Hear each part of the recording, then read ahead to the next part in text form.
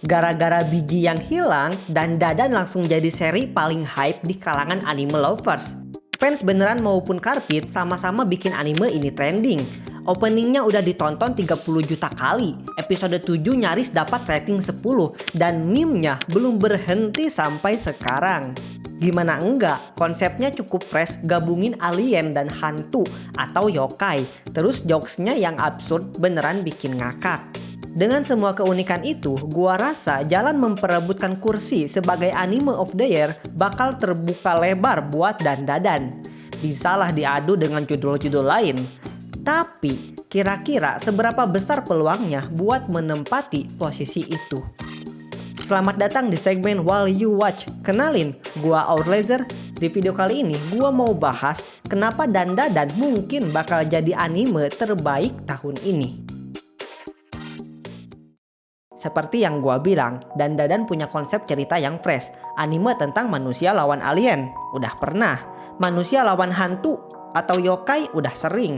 Nah, Dandadan malah mempertemukan keduanya. Dari sini aja udah gokil. Ada banyak keunikan yang bisa dieksplor dari dua musuh beda alam ini. Tapi yang paling penting, jati diri mereka sebagai makhluk supernatural gak berubah. Alien tetap alien, hantu ya tetap hantu. Beda sama beberapa seri lain yang awal-awalnya lawan makhluk mistik karena emang temanya sesuai, tapi setelah itu malah lawan makhluk luar angkasa. Kalau misalnya dibandingin dengan Jujutsu Kaisen yang sama-sama genrenya supernatural, Dandadan cenderung lebih ringan. Kenapa? Karena Jujutsu Kaisen tuh kesannya terlalu serius. Ada banyak lore soal tiap kutukan, domain expansion dan sebagainya. Belum lagi plotnya juga serius dan dark. Giliran ngasih komedi, Jujutsu Kaisen lucu-lucu aja sih, tapi kadang nggak ada konteksnya gitu dan cenderung mengandalkan style gambar doang. Beda sama Dandadan, ada anak SMA dapat kekuatan super, ada hantu, ada alien, udah intinya di situ doang. Jadi gak ribet buat dimengerti. Atau bandingin sama anime komedi beneran yang bertema alien, kayak Gintama. Sayang banget Gintama gak terlalu menjadikan aliennya sebagai fokus utama dan malah mayoritas ceritanya itu filler. Terus banyak komedinya yang pakai referensi pop culture, jadi kita harus tahu dulu referensi yang diparodiin, baru bisa ketawa. Ngomongin soal genre, Dandadan tuh juga enak banget gabunginnya. Pacingnya bagus, horornya dapet, komedinya dapet, action sama dramanya juga mantep. Semuanya punya porsi terukur, jadi nyaman buat diikutin. Selain itu, yang juga bikin Dandadan bagus adalah karakternya menarik, relatable alias bisa kita temuin di dunia nyata. Ada Okarun, si remaja culun yang punya insecure gede, tapi di saat yang lain bisa jadi sosok teguh dan selalu berusaha agar lebih kuat. Tentu aja, Okarun ini bukan karakter pertama yang punya trope from weak to super strong. Tapi yang bikin dia spesial adalah karena dia nggak berusaha terlalu sok keren atau sok ganteng di depan orang lain. Terus ada Momo, si cewek yang tegas, tangguh, pintar, tapi juga punya sisi emosional. Kita bisa lihat Momo sebagai karakter yang mendobrak keluar dari stereotip kejam seorang heroin. Gak hanya sebagai sosok yang mendukung MC dari belakang, tapi Momo ini juga ikut maju bareng Okarun dan jadi penggerak cerita. Banyak interaksi Okarun dan Momo yang kocak, dinamik, serta kompak. Meskipun kekuatannya fiksi, tapi soal dua karakter yang mencari jati diri di masa muda itu real banget. Jack Graves, seorang penulis profesional, itu bilang kalau orang-orang bakal lebih ingat sama karakter daripada plotnya. Jadi meskipun penonton akan lupa soal manusia lawan alien dan hantu, mereka dijamin tetap ingat soal Okarun yang kehilangan buah zakar. Nah, tapi modal story yang unik doang gak bakal bikin Dandadan jadi anime terbaik tahun ini. Ada satu hal yang juga berpengaruh besar. Apa itu? Tentunya visual. Disinilah Sainsaru sebagai studio yang menggarap Dandadan unjuk gigi. Kalian lihat aja betapa niat dan halusnya grafik animasi di Dandadan. Komposisi gambar, warna, visual efek, semuanya mulus. Gak terlalu ngejreng dan gak bikin sakit mata. Untuk ukuran 24 frame per second, ini udah mantap banget. Tiap kita pause, kita gak bakalan nemu frame dengan bentuk ekspresi wajah aneh-aneh. Ya, kecuali bagian komedi, itu pun cuma dikit. Studio Mappa boleh bangga dengan Chainsaw Man yang adegan pertarungannya detail dan brutal. Ufotable boleh sombong sama Kimetsu no Yaiba yang visual effect dan animasi CGI-nya itu emang segila itu. Udah jelas lah ya, Kualitas visual bisa ngebus kualitas anime itu sendiri, utamanya Kimetsu no Yaiba. Orang-orang masih pada kagum loh sama animasinya, saking bagusnya sampai direview tim visual efek profesional. Tapi gua bisa jamin kalau ibaratnya studio Mava dan Ufotable nongkrong lalu pamer karya terbaik mereka, terus Sainsaru ikutan nimbrung pamerin dan mereka bakal nyambung. Orang-orang yang lihat bakal menganggap itu tongkrongan para suhu dengan keunikan masing-masing. Makanya gua bilang Sainsaru bisa bersaing dengan dua studio tadi. Kalau dilihat-lihat sih Sainsaru ini studio yang cukup underrated. Padahal sebenarnya mereka udah pernah ngerjain animasi yang cukup gede. Gua cek di Wikipedia, Sainsaru ada dalam produksi Adventure Time, Garo the Animation, Devilman Crybaby, sampai yang terbaru ini Scott Pilgrim.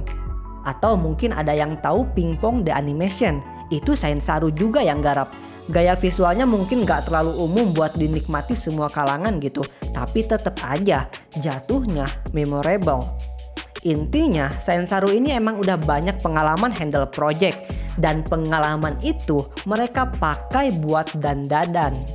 Terus jangan lupa soal opening song yang bikin hype dandadan tambah naik. Judulnya Otonoke, dinyanyiin sama CreepyNuts. Kalau kalian ingat tahun 2023 kemarin ada lagu viral Yofukashi no Uta. Atau yang belum lama ini juga openingnya Meshel. Nah itu semua CreepyNuts juga yang bawain. Lagu opening dandadan ini emang sesuai banget sama tema absurdnya dan bagus. Verse pertama ngerap terus dilanjutin sama vokal yang tenang. Mantap lah pokoknya. Saking viralnya ini lagu, bahkan ada fans bela-belain analisa, cari suara aneh yang ada di bagian rap itu asalnya dari mana.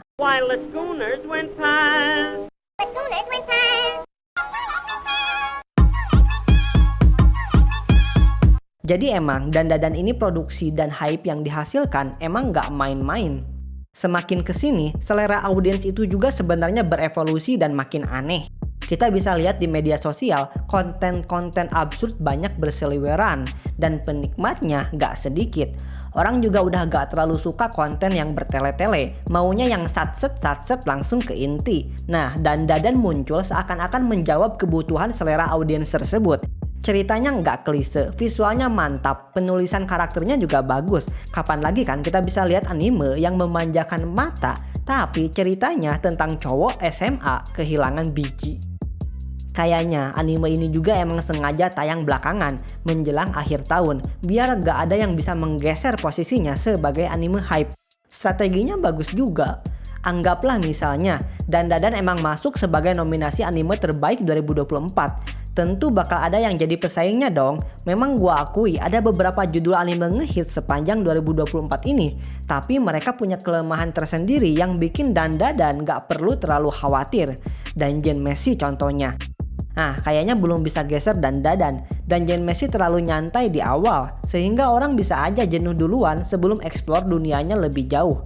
Sayang banget loh, padahal Dungeon Meshi ini storynya juga bagus banget dan komedinya cukup segar. Adegan Laios nyambungin lagu Siren itu sampai jadi meme di mana-mana. Tapi ya gitu, masuk ke bagian serunya kelamaan. Makanya secara konsep dan visual ya boleh lah. Premis tentang sekumpulan heroin yang habis ditolak sama orang yang mereka suka itu emang terasa baru banget. Sayangnya makanya genrenya romance dan drama yang harus bersaing di antara puluhan genre action yang populer. Ya tahu, semua balik ke selera masing-masing dan gua gak bilang Makaine jelek ya.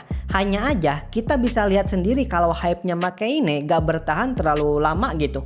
Kalau misalnya Anime of the Year ditentukan pakai sistem voting, ya sorry aja, tapi kayaknya dandadan bakal menyalip Makaine. Si Kanoko Konstantan gak usah ditanya, menang di viral sama Brain Rot doang. Ampas. Selebihnya mungkin cuma ada judul-judul anime yang kurang dibicarain atau bahkan orang-orang nggak tahu. Untuk Re:Zero season 3 aja kayaknya yang ngerasa hype cuma sepuh-sepuh penonton Re:Zero itu sendiri. Dari penjelasan gua tadi berarti masuk akal kan kalau dandadan mungkin aja jadi anime terbaik tahun 2024 ini. Semua elemen mulai dari plot, karakterisasi, visual, sampai opening song itu udah menunjang banget bagi dandadan buat bersaing menempati peringkat atas. Apalagi momen rilisnya yang mendekati akhir tahun itu jadi strategi sangat menguntungkan. Kayak mengajak kita buat menutup tahun ini dengan meriah. Terakhir gua cuma mau bilang, selera emang boleh beda. Tentu ada yang nganggep kalau dandadan itu biasa aja. Tapi hype sebesar ini jadi bukti kalau gebrakan baru bisa bikin kita berpotensi jadi yang teratas. Kalau menurut kalian sendiri gimana? Apakah posisi Anime of the Year pantas diisi oleh dandadan? Atau mungkin ada judul lain yang lebih cocok buat berada di puncak? Kasih pendapat kalian di kolom komentar. Buat lu yang suka dengan video ini dan pengen nonton video selanjutnya, lu bisa join membership di channel ini. Dengan begitu, lu bisa nonton video baru lebih dulu dibandingkan orang lain. Karena gua uploadnya seminggu sekali, tapi ada banyak video yang udah ready. Jadi, gua simpan tuh video di khusus membership. Dan baru dipublish mungkin sekitar 1 minggu atau 2 minggu selanjutnya. Terima kasih. Ketemu lagi di video selanjutnya.